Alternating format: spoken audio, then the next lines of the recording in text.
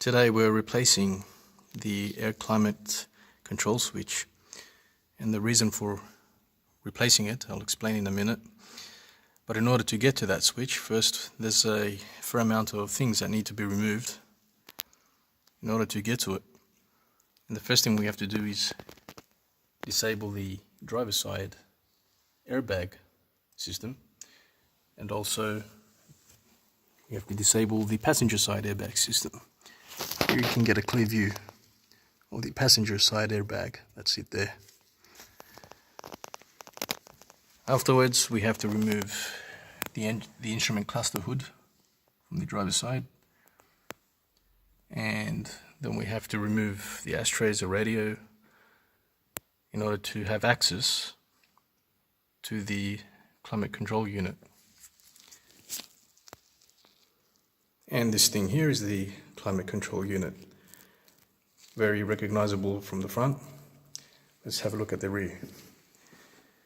This is what it looks like on the inside from your dashboard.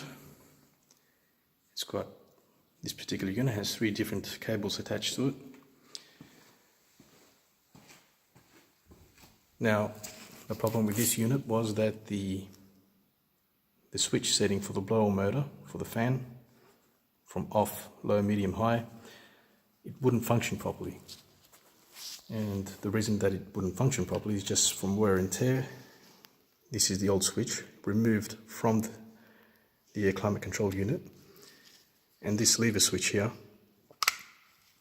from wear and tear, from use over time, the contacts in this switch have become worn. So if I would put it, say, on low setting, the fan wouldn't work, and I would have to play around with the switch a little bit in order to get a proper contact so that I could get the fan going. And then when it was summer, if I wanted the air conditioning, by pressing the button here, the fan would have to be running first so the air conditioning would work. So it became double frustrating when I wanted air conditioning. So it's just a matter of replacing the switch, the old one, and replacing it with a genuine new one. These switches here, they are electronically and electrically run. The electrical part is here, the green light, which is a green LED light that lights up the unit. Here is the electrical connection for the fan switch. It's electrically run, but the air conditioning button is electronically run. So by pressing the button to activate air conditioning, what we're doing is we're just sending a signal from this switch to the main computer or a body control module, depending on the vehicle. This vehicle has one computer that does everything. So by pressing that button, the signal goes to the computer, and the computer sends the signal to the air conditioning pump and to the condenser, the fan condenser, to activate. So yeah, we have 2 things in one here, electrical and electronic.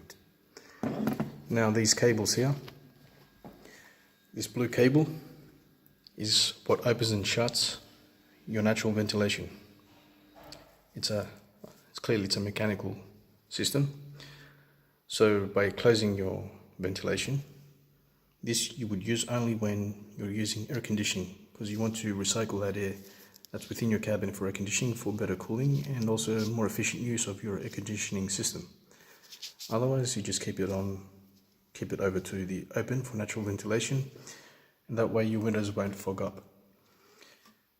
This unit here has the temperature control selection, again by pushing the lever all the way to the red side, the hot side. What it does is this cable here, this black one, opens up these doors that are behind your dashboard, known as blend doors. And behind these blend doors is a small radiator that has the hot coolant flowing inside. It's like your radiator in the car, but a small version of it. And when you have selected a fan setting, speed, or even just a flow of natural air coming in as you're driving, that cold air will blow on that small radiator, and then you would have that hot air blowing on your face, or down on your feet, or you're facing your feet in the window, or on the window. And this lever here for the third cable is the one that gives you the selection of where you want the air to be flowing through the ducts.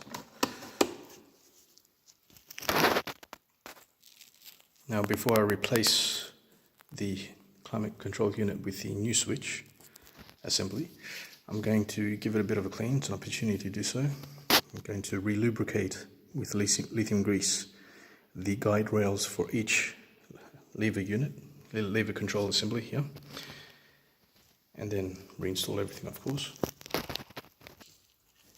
That little box you're seeing there, that's the engine's, well, the car's computer, which everything is controlled here electronically.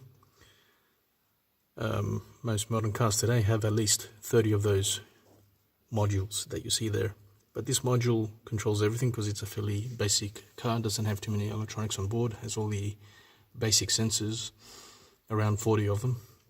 And you would think 40 is a lot, but that's standard stuff, even for a 2003 car.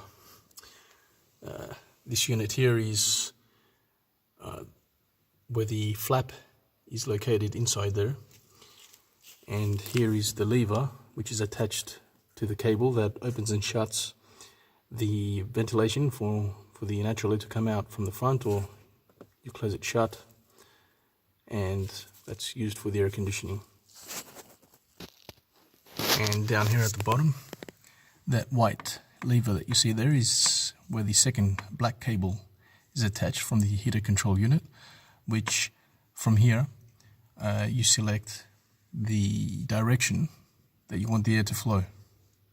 And on the other side, there's no point showing you, but on the other side it's the almost exact same setup, at least from the outside. And that's what activates the blend doors that I talked earlier. That gives you the choice of controlling the temperature of the air flowing into your car.